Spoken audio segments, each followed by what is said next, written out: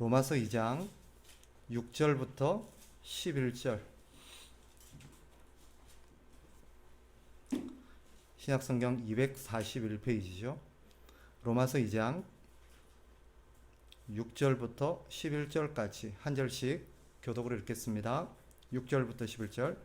하나님께서 각 사람에게 그 행한 대로 보응하시되 참고 선을 행하여 영광과 존귀와 썩지 아니함을 구하는 자에게는 영생으로 하시고, 오직 당을 지어 진리를 따르지 아니하고 불의를 따르는 자에게는 진노와 분노로 하시리라. 악을 행하는 각 사람의 영에는 환난과 곤고가 있으리니 먼저는 유대인에게요 그리고 헬라인에게며, 선을 행하는 각 사람에게는 영광과 존귀와 평강이 있으리니 먼저는 유대인에게요 그리고 헬라인에게라. 이는 하나님께서 외모로 사람을 취하지 아니하심이라. 아멘. 1절부터 11절까지는 같은 주제로 묶여 있습니다. 사실은 같은 문맥에서 이해를 해야 돼요. 우리가 지난 시간까지 회개라는 주제를 살폈습니다. 회개가 뭐냐? 왜 회개를 해야 되느냐? 하는 문제를 다뤘는데, 오늘은 그 연장선상에서 이 문제가 이해되어야 합니다. 즉 오늘 말씀의 제목처럼 이 회개가 사실은 각 개인의 문제라는 것을 오늘 본문이 다루고 있습니다. 우리 신앙에 있어서 교회가 차지하는 역할이 적지가 않습니다. 정말 중요하죠. 심지어 우리는 신앙생활을 교회 생활로 오해할 정도입니다. 그래서 교회를 출석하지 않고, 교회에서 예배를 드리지 않고, 교회에서 어떤 모임에 참석을 하지 않으면 마치 신앙생활을 하지 못한 것으로 간주될 만큼 우리 신앙생활에서 교회 생활이 차지하는, 교회 공동체 생활이 차지하는 역할이 정말 큽니다. 그리고 실제로도 교회가 한 사람의 신앙에 미치는 영향이 적지가 않아요. 좀 과하게 표현하면 한 영혼의 존폐가 교회 생활에 달려있다라고 말할 수 있을 정도입니다. 여러분도 보시겠지만 어떤 사람들은 교회를 잘못 만나서 잘못된 믿음을 가지고 잘못된 믿음의 길로 가기도 하고, 또 어떤 이들은 또 교회를 잘 만나서 참 바른 신앙생활과 바른 삶, 바른 인생을 갖고 나가기도 합니다. 최근에 이 매스컴에 오르내리는 교회들의 모습을 보면 이런 것들이 잘 드러나요. 어떻게 저런 교회를 다닐까?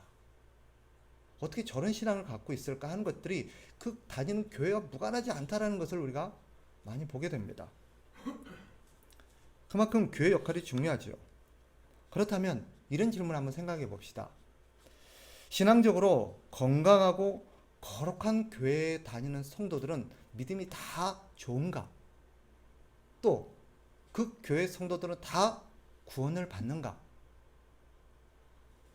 반대로 신앙적으로 건강하지 못하고 문제투성이 교회에 다니는 성도들은 믿음이 다 안 좋은가? 그 교회 성도들은 다 구원에서 먼가? 오늘날 공동체 의식이 강한 우리 시대의 성도들이 생각해 봐야 할 문제입니다. 적지 않은 이들이 교회를 공동 운명체로 여기며 살아갑니다.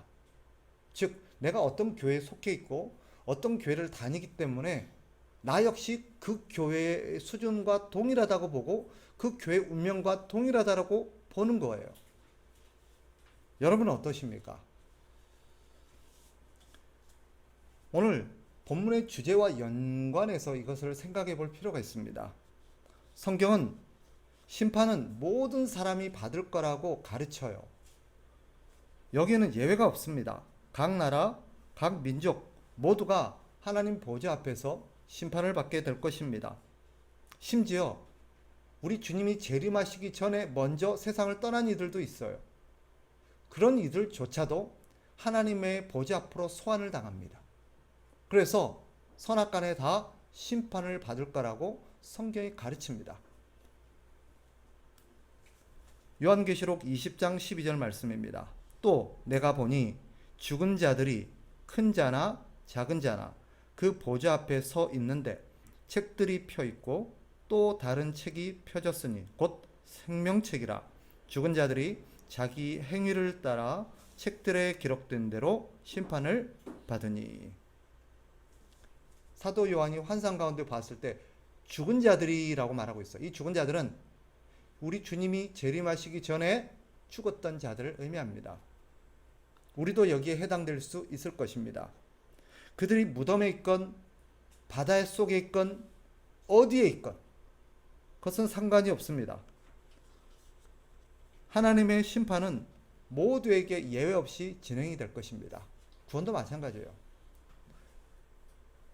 요즘 우리 성도들은 그러지 않을 거라고 생각하는데 과거 우리 교회 믿음의 선배들은 이 장묘 문화에 관심이 많았고 여기에 좀 예민하게 반응을 했습니다. 그래서 심지어 교회 안에서 매장을 권장하던 시기도 있었습니다. 왜냐하면 부활해야 되기 때문에 시신이 온전해야 된다라는 거예요. 그러니 화장을 한다거나 수장을 한다거나 다른 어떤 방식을 택해서는 안 된다라고 여겨져 왔었습니다. 시체가 온전히 보존되어 있어야 나중에 부활할 때 할 수 있다라는 거죠. 그러나 이것은 성경을 잘못 이해해서 그렇게 된 것입니다. 우리의 장묘 문화는 우리의 심판과 구원과는 아무런 관계가 없습니다. 자, 그런데 우리가 여기서 놓치지 말아야 될 중요한 사실 한 가지가 있습니다. 성경이 우리에게 분명하고도 단호하게 가르치는 진리가 이겁니다. 뭐냐? 심판은 개별적이라는 것입니다. 공동체적이 아니라 개별적이에요. 오늘 성경에 보면 세 번이나 이 점을 강조합니다. 각 사람이라는 표현이 세 번이나 나와요. 6절에 보세요. 하나님께서 각 사람에게 라고 말하고 있죠. 각 사람에게. 9절에도 악을 행하는 각 사람의 영에는 각 사람. 10절에도 선을 행하는 각 사람에게는.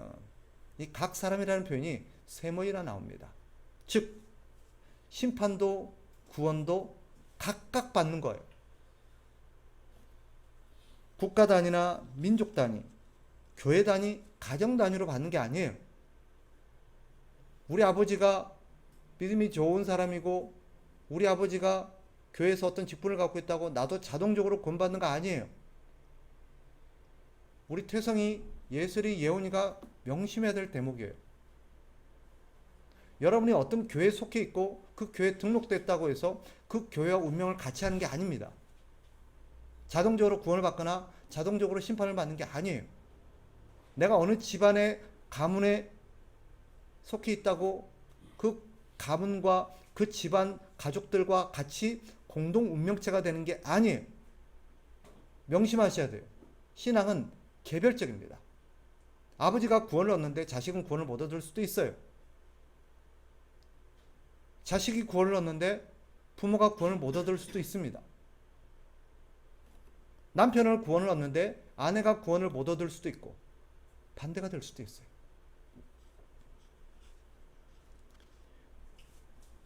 그런데 유대인들은 잘못된 신앙을 갖고 있었습니다. 자신들이 유대인이기 때문에, 즉 아브라함의 후손이기 때문에 아브라함이 믿음의 조상이듯 자신들도 자연스럽게 믿음의 후사로서 당연히 자연스럽게 구원을 받을 거라고 생각을 했어요. 오늘 바울이 로마서를 통해서 단호하고도 분명하게 말합니다. 아니라는 거예요. 유대인이라고 해서 심판에서 자동적으로 제외되는 게 아니라고 오늘 본문에서 분명히 밝힙니다. 이슬람 지역에 속해 있던, 힌두 지역에 속해 있던, 자신이 이슬람이나 힌두 지역에 속해 있다고 해서 자동적으로 심판받는 것도 아니에요.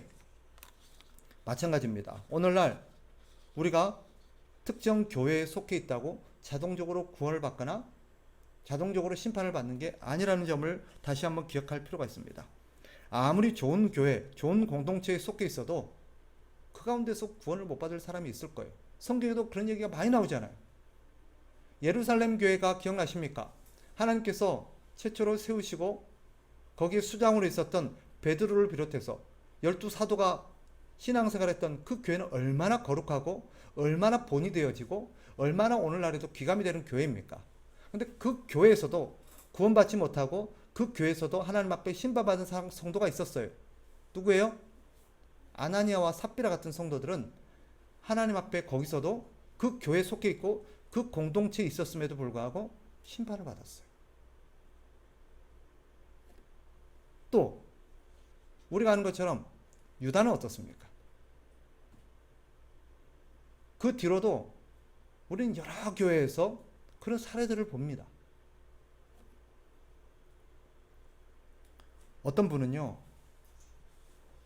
제가 전에 교회에서 신앙생활할 때 자신이 제가 섬기던 교회로 이사를 오고 새롭게 그 교회에 등록했어요. 전에 어디 교회에서 신앙생활 했냐니까 서울의 큰 모 교회에서 신앙생활 했다라고 되게 자부심을 가지고 있더라고요. 그리고 자기가 그 교회에서 이런저런 훈련을 받았노라고 아주 자부심에 넘쳐서 그런 얘기를 합니다. 이 성도는 적어도 그런 얘기를 통해서 저에게 내비치는 그런 어떤 그의 뉘앙스가 뭐였냐면, 내가 그 교회에 속해 있었고 그 교회에서 일정 훈련을 받았기 때문에 내가 그 교회 수준과 내가 동일하다는 것을 과시하고 싶었던 것 같아요.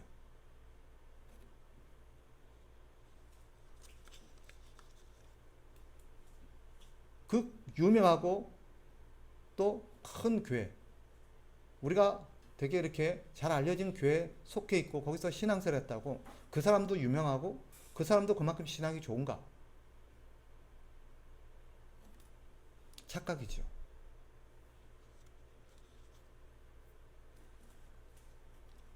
교회 신앙과 개인의 신앙은 별개입니다. 성경에 분명히 가르치죠. 심판에는 어떤 차별도 없다라고 말합니다. 모두가 동일한 조건에서 심판을 받을 거다라고 성경에 가르치죠. 9절 10절을 다시 보세요. 9절 10절 제가 한번 읽을 테니까 따라오세요. 악을 행하는 각 사람의 영에는 환난과 권고가 있으리니 먼저는 유대인에게요 그리고 헬라인에게며 선을 행하는 각 사람에게는 영광과 존귀와 평강이 있으리니 먼저는 유대인에게요 그리고 헬라인에게라. 이 두 구절에는 유대인과 헬라인, 즉 유대인과 이방인 사이에 어떠한 차별도 없다는 것을 우리에게 가르치고 있습니다. 오히려 유대인이 먼저 심판을 받을 거라고 말합니다. 이 말은 유대인이라고 해서 자동적으로 심판에서 모면할 거라고 생각한 그들의 편견을 이 바울이 지적하고 있는 것입니다. 11절을 보세요. 하나님께서는 확고부동한 말씀으로 우리에게 가르치십니다. 이는 11절이에요. 이는 하나님께서 외모로 사람을 취하지 아니하십니다. 우리 성경에는 외모로 사람을 취하지 아니하신다라고 되어 있지만 원문의 표현을 좀 더 설명하면 차별이 없다는 뜻입니다. 편견이 없으시다. 하나님은 불공평한 분이 아니시다라는 뜻이에요. 그래서 이 부분은 이렇게 이해하는 게 더 좋아요. 그 외모로 사람을 취하지 아니하심이라 거기다 괄호를 해 놓으시고요. 차별이 없다. 편견이 없다. 이렇게 써 놓으세요. 즉 하나님은 인종에 대한 편견이 없으세요. 혈통에 대한 차별이 없으세요. 특정 공동체에 대한 차별이 없으세요.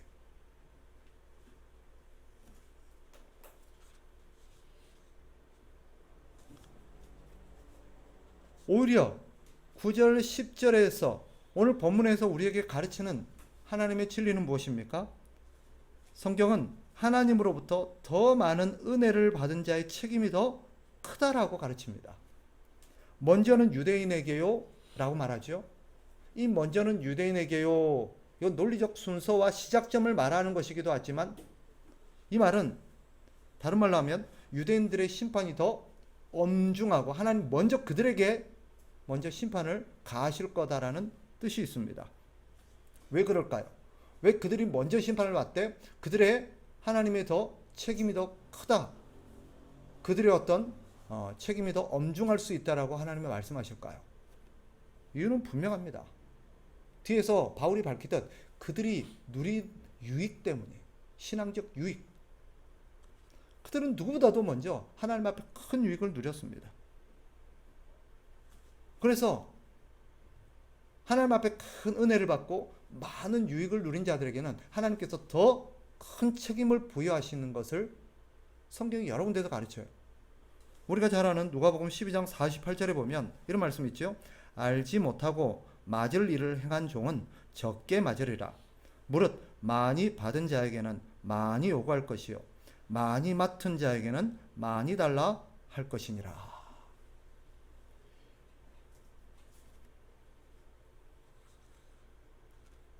따라서 교회 안에 있는 자들에게는 더욱 큰 책임이 따릅니다. 교회를 안 다니고 하나님 앞에 심판을 받는 자보다 교회를 다녔음에도 불구하고 하나님 앞에 심판을 받는 자의 책임이 훨씬 크다는 뜻입니다. 왜? 교회 다니면서 하나님의 말씀도 듣고 하나님의 여러 가지 기적들도 경험하고 하나님의 여러 가지 은혜들을 맛보았음에도 불구하고 하나님의 말씀에 불순종하고 고집스럽게 죄를 지으면서 회개하지 않았던 자들의 책임이 훨씬 크다는 것을 성경에 가르치고 있는 거예요. 베드로가 이렇게 말합니다. 베드로전서 4장 17절. 하나님의 집에서 심판을 시작할 때가 되었나니. 하나님의 집에서 심판을 시작할 때가 되었나니. 이 말이 무슨 말이냐? 이것은 제일 먼저 하나님의 집에서부터 심판하신다는 뜻입니다.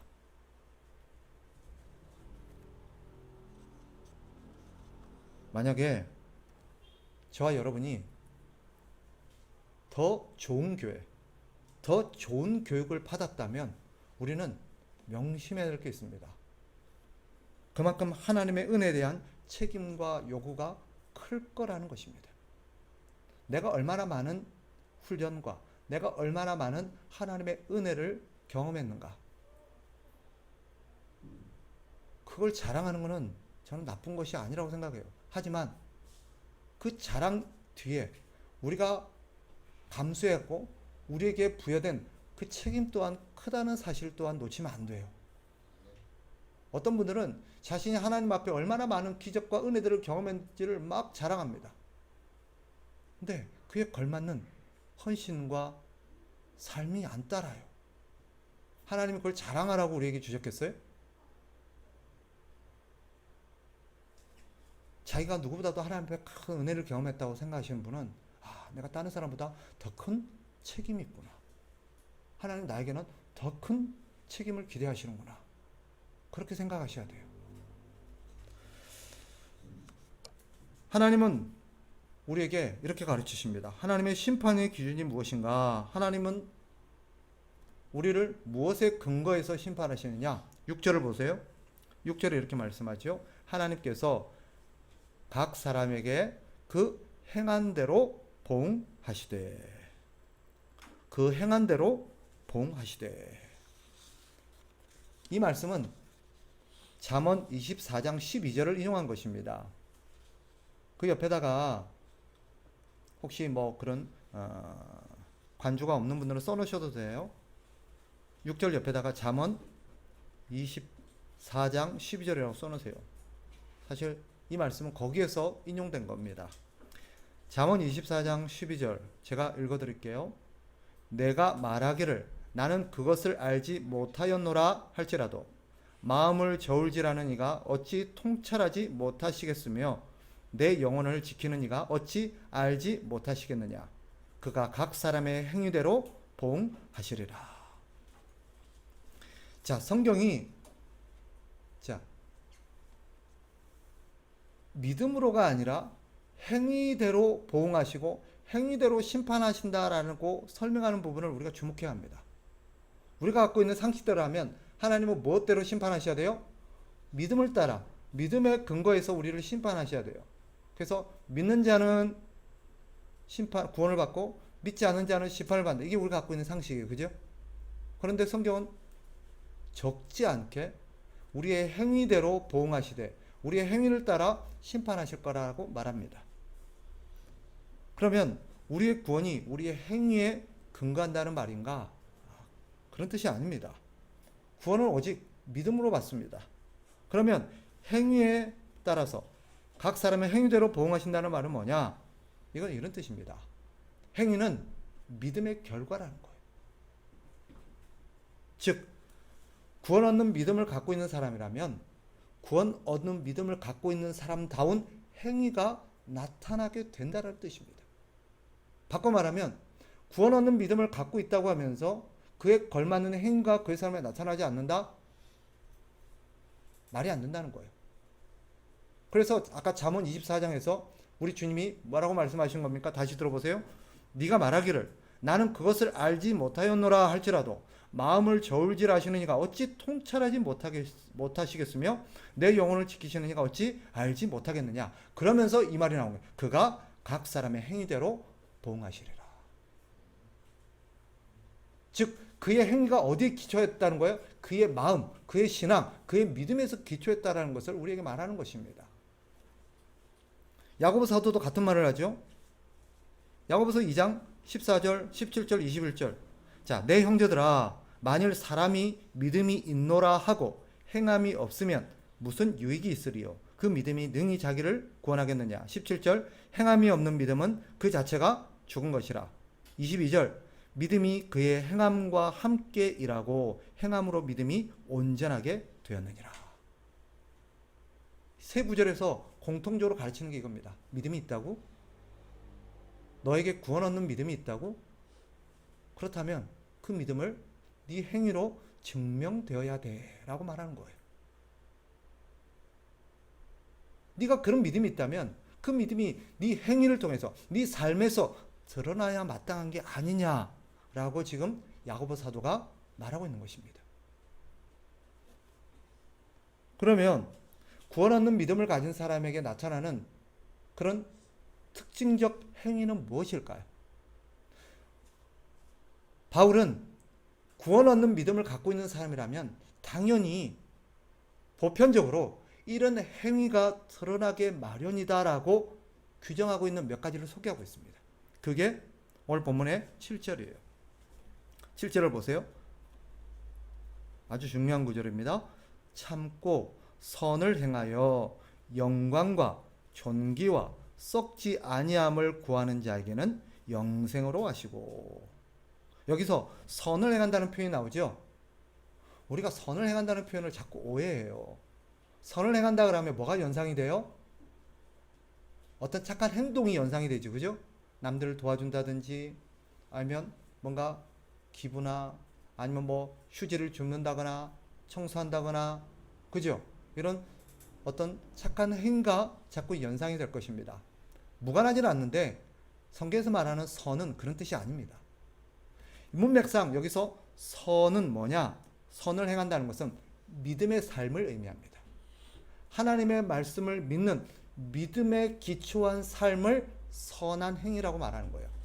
그러니까 그가 아무리 착한 일을 하고 남을 도와주고 휴지를 줍고 길거리를 청소하고 자원봉사를 해도요, 그게 믿음에 기초한 것이 아니라면, 하나님의 말씀에 기초한 행위가 아니라면 그건 선한 행위가 아니에요. 다시 한번 말씀드리는데 성경에서 말하는 선을 행한다는 것은 믿음의 삶을 의미합니다. 즉 믿음으로 살아가는 삶은 이렇다라는 거예요. 그 첫 번째 특징이 뭐예요? 영광을 구한다는 것입니다. 이 영광은 하나님의 영광을 구하는 것이겠죠. 하나님의 영광을 구한다는 게 뭐냐?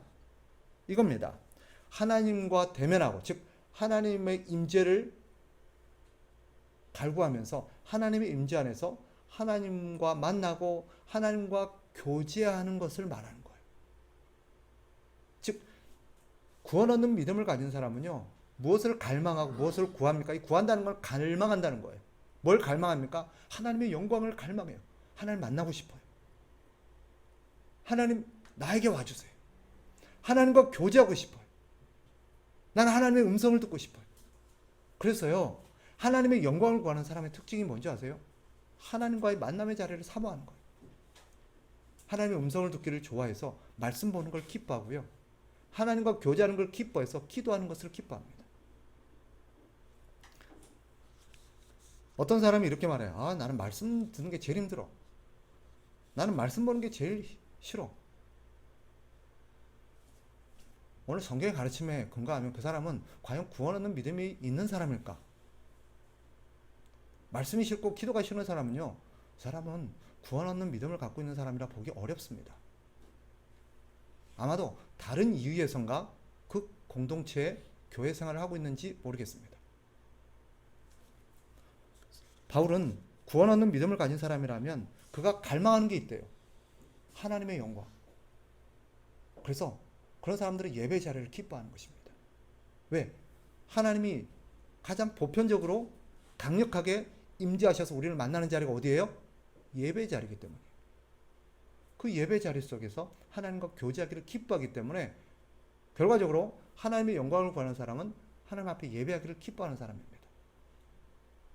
별로 예배하기가 싫고 귀찮고 예배하기를 멀리하는 사람, 오늘 말씀에 근거하면 사실 그 사람은 구원 얻는 믿음을 갖고 있다고 보기가 어렵습니다. 두 번째로 그가 구하는 게 뭐냐? 존귀를 구한대요. 존귀를 구한다는 게 뭐냐? 여기서 말하는 존귀는요, 하나님께서 주시는 존귀예요. 존귀가 뭐예요? 귀하게 여겨주는 거죠. 귀하게 여기고 높임을 받는 거예요. 근데 사람으로부터 오는 존귀가 아니라 하나님으로부터 오는 존귀, 즉 하나님이 나를 존귀하게 만들어주고 나를 존귀하게 여겨주는 것을 갈망한다는 것입니다. 그래서 그 사람들은요, 하나님이 나에게 어떻게 대하느냐, 하나님이 나를 어떻게 여겨주신다에 굉장히 민감합니다. 예수님도 그렇게 말씀하셨어요. 한 번은 예수님께서 자신을 비방하고 대적하는 그런 유대인들을 향해서 이렇게 말씀하십니다. 요한복음 5장 44절. 너희가 서로 영광을 취하고 유일하신 하나님께로부터 오는 영광은 구하지 아니하니 어찌 나를 믿을 수 있느냐? 그들이 구하는 게 뭐래요? 서로 영광을 취하고, 무슨 말이에요? 사람끼리 서로가 막 당신 대단해요. 당신 참 훌륭해요. 참 귀한 사람이에요. 사람들의 높여줌, 사람들이 자기를 막 대단하게 여겨주고, 사람들이 자기를 추앙해주고, 사람들의 인기를 갈구한다는 거. 근데 정작 뭔 안 구해요? 하나님이 나를 어떻게 대해주고, 하나님이 나를 어떻게 여기는가에는 관심이 없어요. 주님 뭐라 해요? 그런 사람이 어떻게 나를 믿는 사람이겠느냐?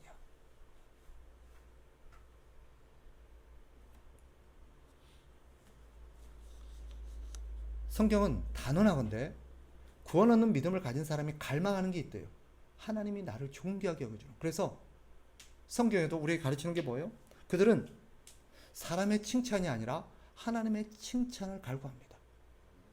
사람으로부터 주어지는 상보다 하나님이 나에게 주실 상을 더 갈망합니다. 그래서 그 사람들은 대체로 사람들이 나를 어떻게 여기든, 사람들이 뭐라고 하든 그거보다는 하나님이 뭐라고 하실까에 관심을 기울입니다. 여러분 어떠세요? 여러분은 구원 얻는 믿음을 가진 사람입니까? 한 가지 더. 오늘 본문에 보니까 믿음을 가진 사람들이 구하는 게 썩지 아니함을 구한다라고 말합니다. 썩지 아니함은 부활을 의미합니다. 자기 몸 육신에 썩어서 사라져버리는 게 아니라, 썩지 아니함을 구한다는 것은 다시 부활을 꿈꾼다고 갈망한다는 뜻입니다. 고린도전서 15장 52절 53절. 나팔 소리가 나매 죽은 자들이 썩지 아니할 것으로 다시 살아나고 우리도 변화되리라. 이 썩을 것이 반드시 썩지 아니할 것을 입겠고 이 죽을 것이 죽지 아니함을 입으리로다. 믿음이 있기 때문에 그런 거예요. 믿음을 가진 사람은 뭘 갈망해요? 이 썩어질 육신에 집착하지 않아요. 썩어서 없어질 이 육신에 과하게 투자하지도 않습니다. 오해하지 마세요. 우리는 부활의 몸을 갈망하고 부활의 삶을 갈망한다고 해서 이 땅의 삶을 무시하고 이 땅에서 내게 주어진 이 육체의 몸을 멸시하고 무시한다는 뜻이 아니에요. 관리해야죠. 어떤 형제들 보면 옛날에 제가 청년사역 할 때 그런 일이 있었어요. 잘 안 씻고 다니는 것 같아. 옷도 그냥 너무 너저분한 옷을 입고 다녀요. 야, 좀 깔끔하게 되냐나? 너 그래 장가 가겠냐? 너 그래가지고 되겠냐? 이러면 뭐 육신이 중요합니까? 겉모습이 중요합니까? 우리 내면이 중요하지. 하나님은 뭘 보신다? 중심을 보신다. 웃기지 마라. 그 중심 안에 네 외모도 포함됐다. 네가 어떤 마음 상태인가가 네 몸으로 드러난다. 좀 씻고 댕겨라. 그렇게 써먹는 게 아니에요. 우리가 육체에다가 과하게 집착하지 않고 육체에 과하게 투자하지 않는다는, 여기에 소망을 두지 않는다는 뜻이에요. 우리는 이 없어질 몸이 아니라 새롭게 입게 될, 썩어지지 아니하고 늙지 않고 아프지 않고 쇠하지 않고 약함이 없는 부활의 몸을 꿈꿉니다. 그리고 그 부활의 몸으로 살아갈 영생의 삶을 꿈꿉니다. 그러니까 이 땅의 삶과 이 땅의 몸에 너무 집착하지 않는 거예요. 어떤 사람들은요, 과하게 자기 몸에 집착하는 사람들이 있어요. 교회 다니는데. 그리고 자기 육신에 너무 과한 불만을 가지고 너무 열등감과 너무 지나친 어떤 그런 피의식을 갖고 사는 사람도 있고, 이건 올바른 태도가 아니에요. 그렇다고 해서 안 씻고 다니면 안 돼요.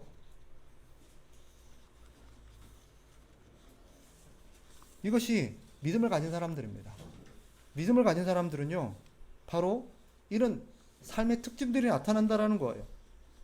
하나님의 영광을 구하고, 하나님이 나를 존귀하게 해줄 것을 갈망하고, 썩지 않을 몸, 부활의 몸을 꿈꾼다라는 것입니다. 그런데 여기 한 가지 더 요구되는 태도가 있습니다. 뭐냐? 참 중요한 표현인데, 그 표현을 보면 제일 앞부분에 보면 7절 앞부분에 뭐라고 시작돼요? 참고라고 시작돼요. 참고. 참고가 뭔 말이에요? 인내한다는 뜻입니다. 견딘다는 거예요. 왜? 믿음 때문에. 이런 걸 계속 갈망하면서 견디는 거예요. 즉 구원을 얻는 믿음을 가진 사람들은요, 이런 것들을, 하나님이 주시는 이런 것들을 갈망하면서 계속 참아냅니다. 사람들이 나를 알아주지 않아도, 세상에서 인정받지 못해도, 세상에서 내가 부경화를 누리지 못해도 계속 하나님이 주신 것을 바라보면서 믿음으로 견뎌내고 견뎌내는 거예요. 순간적인 충동으로 어떤 결심을 하고 한두 달 하다가 포기하는 게 아닙니다. 어떤 어려움에도 포기하지 않고 지속적으로 나가요. 무엇이 그를 포기하지 않고 지속적으로 나가게 만들까요? 믿음이에요. 그 믿음이 그를 포기하지 않게 만드는 거예요. 구원 얻는 믿음에 인내가 요구되는 이유가 여기 있습니다. 성경에 따르면 세상과 우리의 연약한 육체와 마귀가 지속적으로 우리를 유혹해서 넘어뜨리려고 합니다. 그래서 우리에게는 인내가 필요해요. 믿음의 사람들은 인내함으로 결국 그 결실을 이뤄내고 말 것입니다. 바울이 말하죠. 갈라디아서 6장 9절에서 이렇게 말합니다. 우리가 선을 행하되 낙심하지 말지니 포기하지 아니하면 때가 이름에 거두리라. 여기서 가르치는 중요한 표현은 포기하지 않는 거예요. 그때가 될 때까지 포기하지 않는 거예요. 가면 우리 의지 가지고 야, 내 이제 포기하지 말아야지, 내 이제 절대 포기하지 않을 거야, 될까요? 죽었다 깨어나도 안 돼요. 그럼에도 불구하고 우리는 우리의 의지와 우리의 감정과 우리의 어떤 생각들은 너무 약해서 자꾸 넘어지는데도 불구하고 우리가 그걸 포기하지 않고 계속 가게 만드는 원동력이 한 가지가 있어요. 그게 뭐예요? 믿음이에요. 믿음. 하나님이 주시는 믿음이 우리를 자꾸 이끌어요. 나약해진 감정과 생각과 의지들을 자꾸 자극해서 포기하지 않게 만드는 거예요. 믿음이 없는 사람이 불가능해요. 믿음이 그렇게 만드는 거예요. 믿음이. 그래서 믿음이 그를 승리하도록 이끄는 것입니다. 믿음이 이기네라는 말이 거기서 나온 거예요. 왜 나는 안 되죠? 왜 나는 자꾸 포기하게 될까요? 믿음이 연약하기 때문이에요. 의지가 연약해서가 아니라.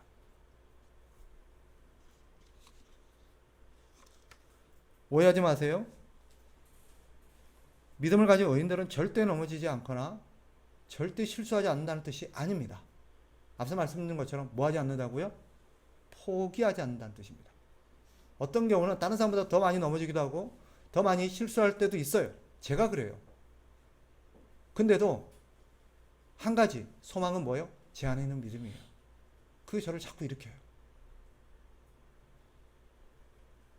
7년 동안 저를 이끌어왔던 원동력이 있다면 그 믿음일 거예요. 제가 갖고 있는 자질이 아니라. 그럼 믿음이 없는 사람들은 어떨까요? 믿음이 없는 사람들에게도 나타나는 특징이 있대요. 믿음이 없는 사람에게 나타나는 두 가지 특징적 행동. 그게 뭐냐? 8절이에요. 8절을 보세요. 오직 당을 지어 진리를 따르지 아니하고 불의를 따르는 자에게는 진노와 분노로 하시리라. 두 가지 특징이 뭐예요? 오직 당을 지어. 첫째, 그들이 당을 짓는데요. 당을 짓는다는 게 무슨 말입니까? 분열을 조장한다는 뜻이에요. 분열을 조장하는 거예요. 이들은 하나님의 말씀을 따르기보다 자신이 원하는 것을 추구하는 사람들이기 때문에 자기 원하는 것을 이루기 위해서 자꾸 분열을 조장합니다. 공동체에서, 교회 공동체에서 여러분, 이게 하나님의 뜻이니 우리 이렇게 하나님의 뜻에 따라서 이걸 합시다. 그런데 믿음이 없는 사람들은 어때요? 그거보다는 자기가에게 무엇이 유익하고 자기가 좋아하는 게 뭐고 자기가 원하는 뜻이 뭔가가 더 중요해요. 그래서 그것이 자기에게 손해가 오고 자기에게 유익이 안 된다고 싶으면 반대. 안 돼요, 그거는.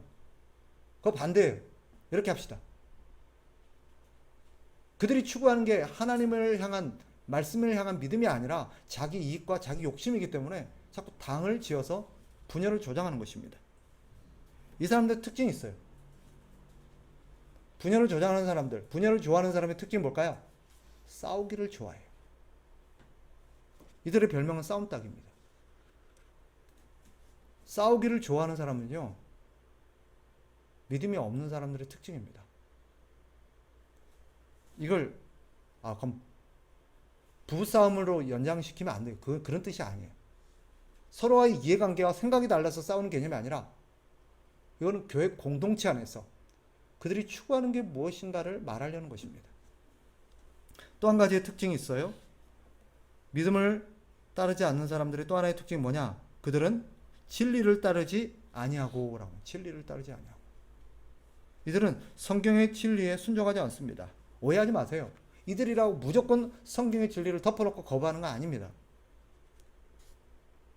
이들도 성경의 진리를 따를 때가 있어요. 언제일까요? 자기에게 유익할 때, 자기에게 도움이 될 때. 그래서 그들도 성경의 말씀을 좋아하는 구절이 있어요. 뭘까요? 나가도 복을 받고 들어가도 복을 받고 네 손으로 하는 모든 일이 복을 받으리라. 이런 건 너무너무 좋아요. 내 시작은 미약하였으나 내 나중은 힘이 창대하리. 이런 말씀은 집에다 걸어놓고 살아요. 그런데 그 외에 헌신을 요구하고 희생을 요구하고 절제를 요구하고 충성을 요구하고 포기를 요구하고 이런 말씀들은요, 싫어요. 자신의 마음을 불편하게 하는 성경 구절은 다 덮어버립니다. 말씀을 정리하겠습니다. 여러분, 우리는 어떻습니까? 여러분 어떠세요? 여러분은 구원을 얻는 믿음을 갖고 있는 분입니까? 아니면 그 믿음이 잘 보이지 않으십니까? 여러분의 행위를 우리가 성찰해 볼 필요가 있어요. 성경은 우리에게 오늘 본문을 통해서 분명한 두 가지 사실을 가르칩니다. 첫째는 하나님의 심판이 개별적이라는 거예요. 우리 모두는 하나님 앞에 심판에 설 건데 교회 단위로, 가족 단위로 심판받는 게 아닙니다. 우리 태성이도 예슬이도 예원이도 명심해야 돼요. 하나님께서 우리식의 어떤 그림을 가지고 표현한다면 거예요. 심판할 때 김봉영 집사 가족 앞으로 안 와요. 하나님의 심판대 앞에 김봉영 집사 앞으로, 김봉영 집사 따로 부르고 김태성이 따로 부릅니다. 김봉영, 임정심, 김태성 또 김예원 너희 딱 세워놓고 공동체로 너 가족은 뭐 천국, 너 가족은 지옥. 안 그래요. 각 가정 안에서 운명이 갈릴 수가 있어요. 각 가족 안에서. 아까 말씀드린 것처럼 하나님의 심판 앞에 섰는데 아버지는 이 길로 가는데 아들이 이 길로 가요. 엄마는 이 길로 가는데 딸이 저 길로 가요. 그럼 비극이 일어날 수 있습니다. 명심하셔야 돼요. 오늘 우리 엄마가, 오늘 우리 아버지가 예배 잘 드렸겠지. 은혜 많이 받았겠지. 기도 많이 했겠지. 제 주변에서요, 제일 많이 듣는 우리 식구들, 교회 안 다니는 거 믿음 없는 우리 형님도 경식아 기도 많이 해주래. 아, 기도하죠. 기도 부탁하는 게 잘못됐다는 뜻이 아니에요. 하나님과 자기의 관계에서 하나님이 앞에 자기가 간구하는 것만큼 다른 사람이 간구하는 게 효력이 있겠습니까?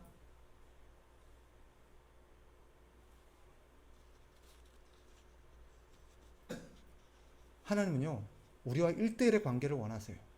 그리고 모든 것은 1대1의 관계에서 다 처리가 됩니다. 또 한 가지 오늘 진리가 가르치는 것이 무엇입니까? 우리에게 믿음이 있다면 그 믿음은, 그 구원 얻는 믿음은 반드시 행위로 드러나게 마련이라는 거예요. 그게 뭐예요? 하나님의 영광을 구하고 하나님이 나를 존귀하게 해주기를 구하고, 그리고 그 사람은 부활의 몸을 꿈꿉니다. 부활의 삶을 꿈꿔요. 이 땅에 집착하기보다. 그리고 그것을 위해서 포기하지 않고 걸어갑니다. 믿음이 그걸 그렇게 만들어요. 가다가 가룟 유다가 중간에 낙오됐어요. 왜 그는 끝까지 가지 못했을까요? 반면 베드로도 중간에 넘어졌어요. 예수님을 부인한 적이 있어요. 믿음에서 낙오된 적이, 넘어진 적이 있어요. 그런데 그는 다시 일어나서 끝까지 그 길을 걸을 수 있었어요. 두 차이가 뭐죠? 둘 다 예수님을 배신하고 부인했었는데 하나는 영원하게, 하나는 다시 재기해서 가는, 그 차이가 뭐예요? 믿음이에요. 믿음. 믿음이 그걸 그렇게 만든 거예요. 저와 여러분에게 이런 구원 얻는 믿음이 있기를, 그리고 하나님 앞에서 개별적으로 이런 하나님 은혜를 갈망하고 살면서 하나님의 복을 누리시기를 주의 이름으로 축복합니다. 기도하겠습니다. 하나님 아버지, 그렇습니다. 우리의 믿음, 우리의 구원, 우리의 심판이 개별적인 것이며 각각 하나님 앞에서 이루어지는 것이라는 것을 다시 한번 가슴에 상기하면서, 공동체적인 게 아니라 내 개인의 신앙생활, 내 개인의 운명이 바로 나 자신에게 달려있다는 것을 다시 한번 자각하면서 믿음 생활하는 우리 모든 성도들 되게 하옵소서. 믿음을 가진 자로서 바른 믿음의 삶들을 통해서 하나님을 갈망하고 하나님을 영화롭게 하며 말씀을 따라 살아가는 성도들 되게 하여 주옵소서. 예수 그리스도 이름으로 기도하옵나이다. 아멘.